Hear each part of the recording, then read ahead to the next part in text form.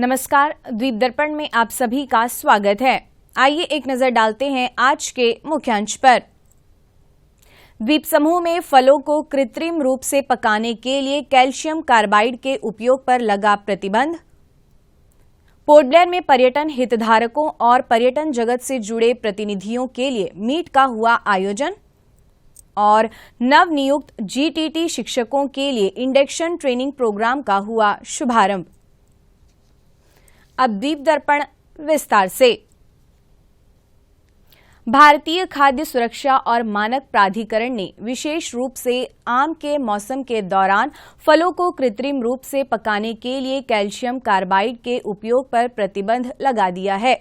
फलों को पकाने वाले कक्षों का संचालन करने वाले व्यापारियों, फल संचालकों, खाद्य व्यवसाय संचालकों को सचेत किया है कि प्राधिकरण ने राज्यों और केंद्र शासित प्रदेशों के खाद्य सुरक्षा विभागों को सतर्क रहने और खाद्य सुरक्षा और मानक अधिनियम और उसके तहत बनाए गए नियमों व विनियमों के तहत ऐसी गैर कानूनी गतिविधियों में शामिल व्यक्तियों के खिलाफ गंभीर कार्रवाई करने और सख्ती से निपटने की सलाह दी है।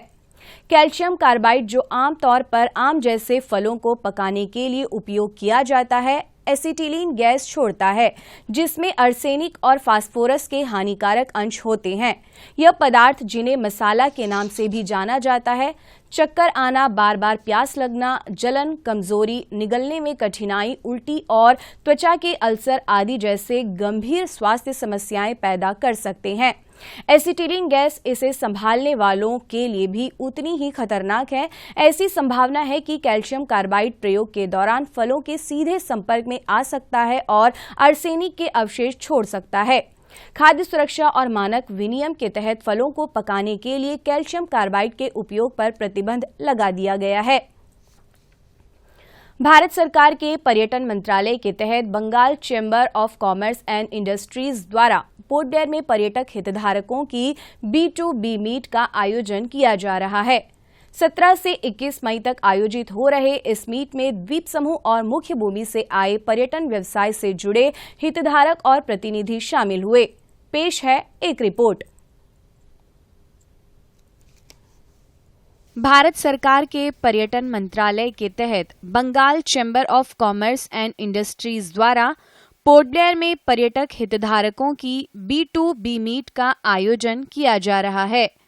17 से 21 मई तक आयोजित हो रहे इस मीट में द्वीप समूह और मुख्य भूमि से आए पर्यटन व्यवसाय से जुड़े हितधारक और प्रतिनिधि शामिल हुए।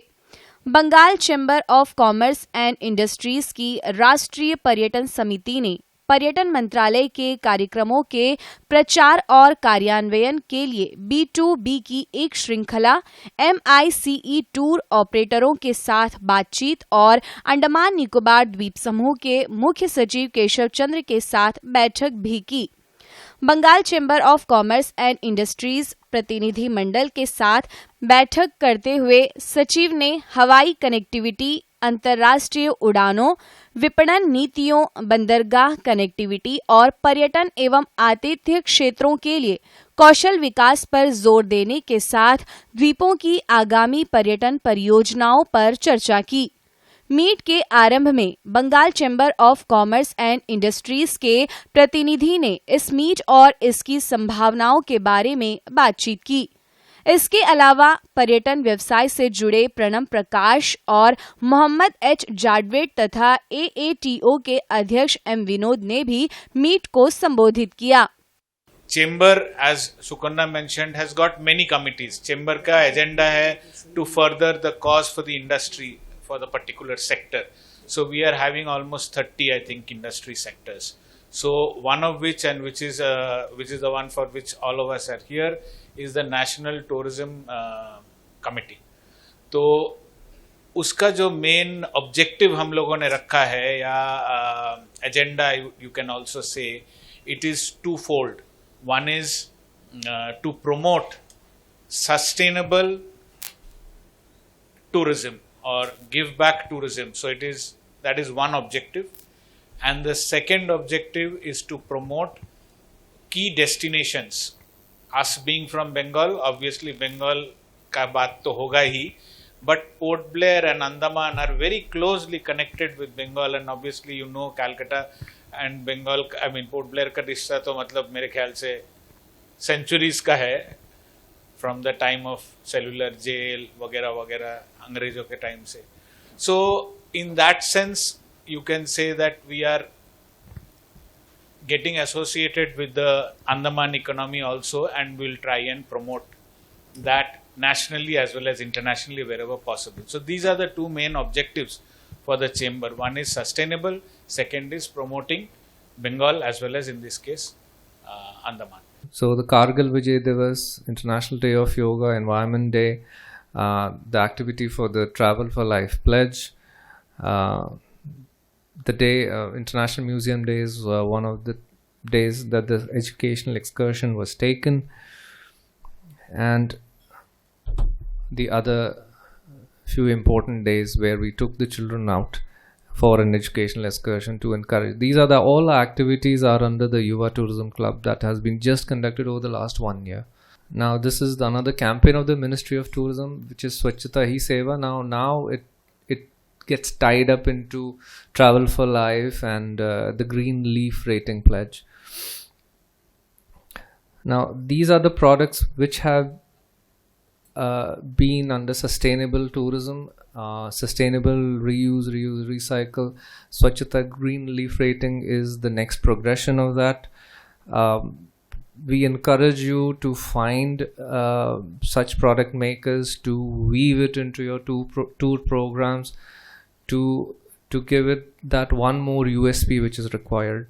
However, they were very kind enough to invite a delegation from the Bengal Chamber and the visiting delegates, including me and Mr. Vinod, for a meeting with the Chief Secretary. It was a 1-hour meeting which was there in the conference hall of the Secretariat in the late afternoon today.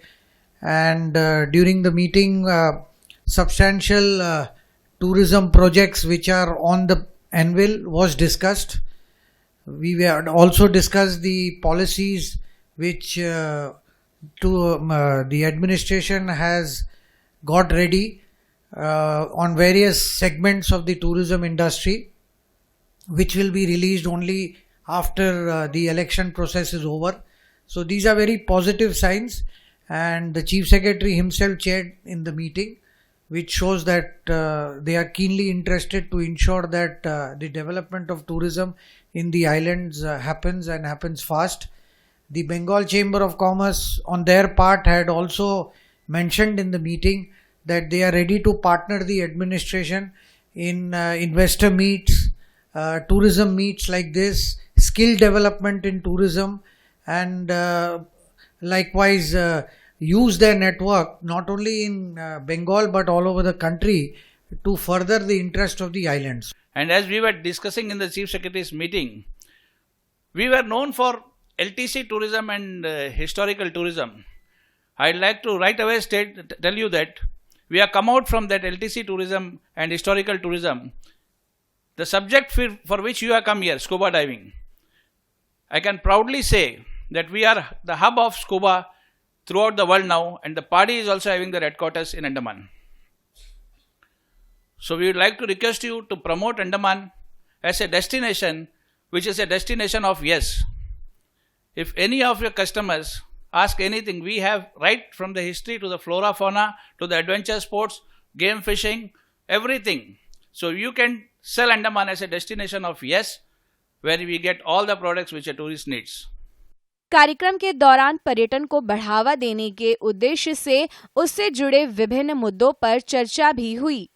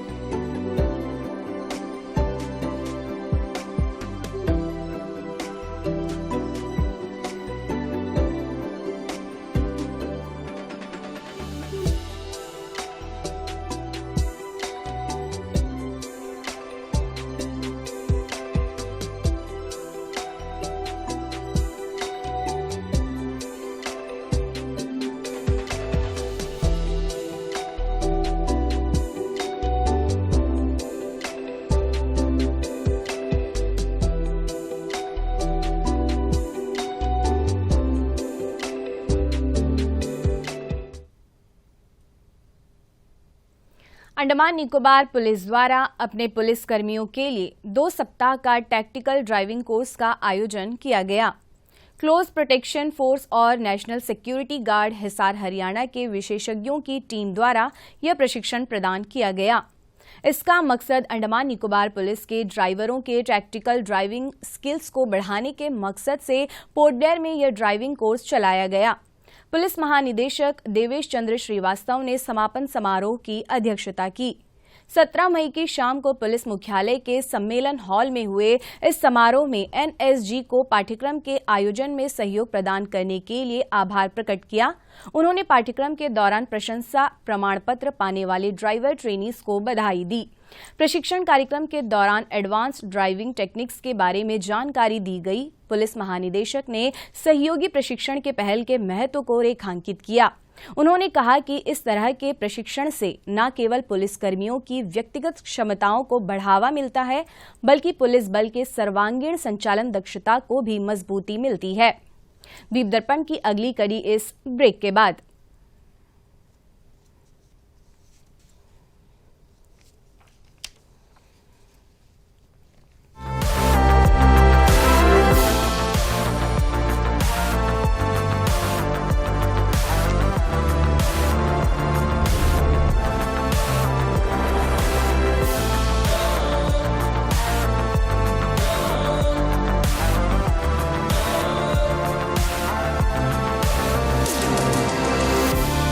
The Mahindra XUV 3XO.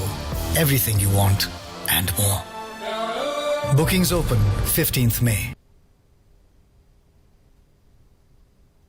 द्वीप दर्पण में आप सभी का पुनः स्वागत है। राज्य शिक्षा संस्थान पोर्ट ब्लेयर NCERT भुवनेश्वर के रीजनल इंस्टीट्यूट ऑफ एजुकेशन के सहयोग से अंडमान निकोबार द्वीप समूह के नवनियुक्त GTT शिक्षकों के लिए 10 दिनों का इंडक्शन ट्रेनिंग प्रोग्राम का आयोजन किया जा रहा है। 30 मई तक पोर्ट ब्लेयर के विभिन्न स्थानों पर चलने वाले इस प्रशिक्षण कार्यक्रम का आज उद्घाटन हुआ। इस प्रशिक्षण के आयोजन का मकसद सामग्री संवर्धन, अकादमिक गतिविधियों और क्लासरूम प्रबंधन में नवनियुक्त GTT शिक्षकों की क्षमता का विकास करना है। इस कार्यक्रम में 494 नवनियुक्त शिक्षकों ने हिस्सा लिया। इस कार्यक्रम में NCERT भुवनेश्वर के रीजनल इंस्टीट्यूट ऑफ एजुकेशन के प्रोफेसर PC अग्रवाल मुख्य अतिथि थे। अपने संबोधन में प्रोफेसर PC अग्रवाल ने प्रशिक्षण के प्रतिभागियों को संबोधित करते हुए कहा कि टीचिंग नौकरी या व्यवसाय नहीं है, यह वास्तव में मानवता और समाज की सेवा है। उन्होंने कहा कि शिक्षकों को सामाजिक मूल्यों को बढ़ाना चाहिए और प्रत्येक बच्चे में अच्छे आदतों का संचरण कराते हुए अपने विद्यार्थियों के लिए उन्हें रोल मॉडल बनना चाहिए। उन्होंने राष्ट्रीय शिक्षा नीति और NCF के विभिन्न थीमों पर विस्तार से चर्चा की। कार्यक्रम के आरंभ में राज्य शिक्षा संस्थान के प्रधानाचार्य RK सिंह ने मुख्य अतिथि और अन्य उपस्थित शिक्षकों और ट्रेनर्स का अभिवादन किया। अंडमान निकोबार फुटबॉल एसोसिएशन द्वारा ऑल इंडिया फुटबॉल फेडरेशन की मदद से पहली बार अंडमान निकोबार द्वीप समूह में लड़कों और लड़कियों के लिए बेसिक रेफरी कोर्स का आयोजन किया जाएगा। 10वीं कक्षा पास करने वाले और 18 से 35 वर्ष आयु वर्ग के तहत आने वाले लड़के एवं लड़कियां इसमें भाग ले सकती हैं। 4 दिनों तक चलने वाले इस पाठ्यक्रम में ठहरने आने जाने का खर्च उम्मीदवारों को खुद वहन करना होगा। इच्छुक लड़के और लड़कियां 31 मई तक अपने नाम, मोबाइल नंबर 9476079195 और 9933272019 पर दर्ज कर सकते हैं। दीप दर्पण की अगली कड़ी इस ब्रेक के बाद। Toyota cars at your doorsteps. Prince Toyota, a house of luxurious Toyota cars, delivers any model within 30 days at all India price. Come take home the luxury on wheels. Prince Toyota, Gyaracharma, Port Blair, added attraction and high-tech workshop at New Pahargaon near Shiv Temple. Special offer during festive season. Contact us on 7695085451 or 8768838882.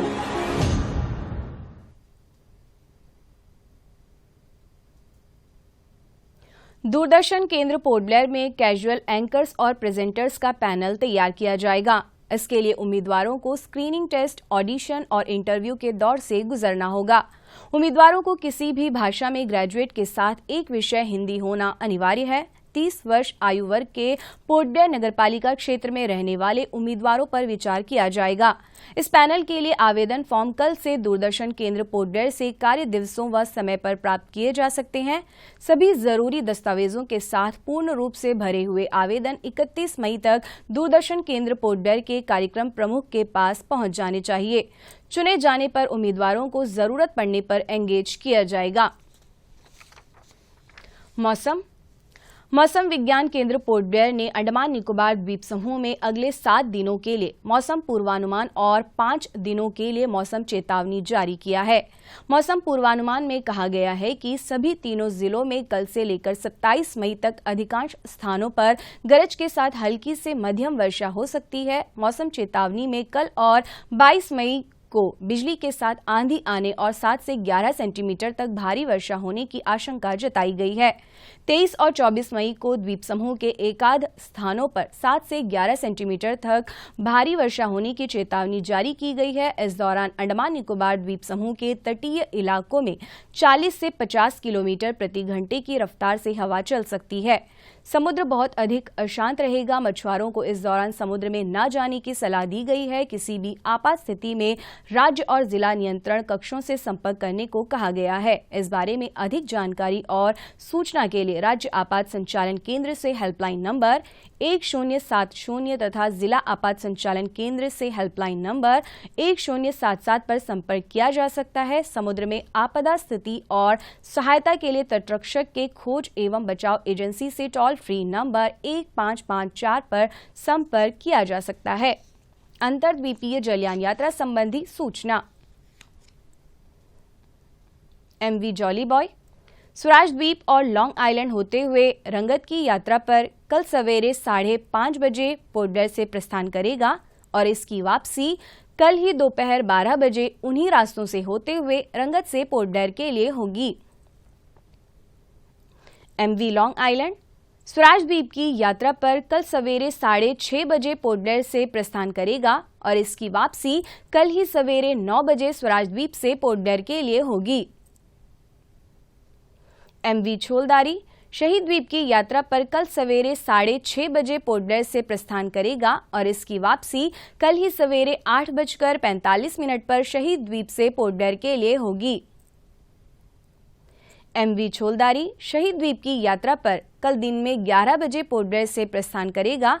यह जलयान कल दोपहर 1 बजे शहीद द्वीप से स्वराज द्वीप के लिए होगी और स्वराज द्वीप से इसकी पोर्ट ब्लेयर वापसी दोपहर बाद 2:30 बजे होगी। MV बाराटांग स्वराज द्वीप की यात्रा पर कल दिन में 11:30 बजे पोर्ट ब्लेयर से प्रस्थान करेगा। यह जलयान कल दोपहर बाद 2 बजे स्वराज द्वीप से शहीद द्वीप के लिए जाएगा और वहां से कल शाम 3:30 बजे पोर्ट ब्लेयर के लिए निकलेगा। MV लॉन्ग आइलैंड शहीद द्वीप होते हुए स्वराज द्वीप की यात्रा पर कल शाम 3 बजे पोर्ट ब्लेयर से प्रस्थान करेगा और इसकी वापसी अगले दिन सवेरे 5:30 बजे शहीद द्वीप से होते हुए स्वराज द्वीप से पोर्ट ब्लेयर के लिए होगी। सभी जलयानों के यात्रा कार्यक्रम मौसम की स्थिति पर निर्भर होंगे। अंत में मुख्य अंश एक बार फिर। द्वीप समूह में फलों को कृत्रिम रूप से पकाने के लिए कैल्शियम कार्बाइड के उपयोग पर लगा प्रतिबंध। पोर्ट ब्लेयर में पर्यटन हितधारकों और पर्यटन जगत से जुड़े प्रतिनिधियों के लिए मीट का हुआ आयोजन और नवनियुक्त GTT शिक्षकों के लिए इंडक्शन ट्रेनिंग प्रोग्राम का हुआ शुभारंभ। इसी के साथ ही आज का यह द्वीप दर्पण कार्यक्रम यहीं पर समाप्त होता है। नमस्कार।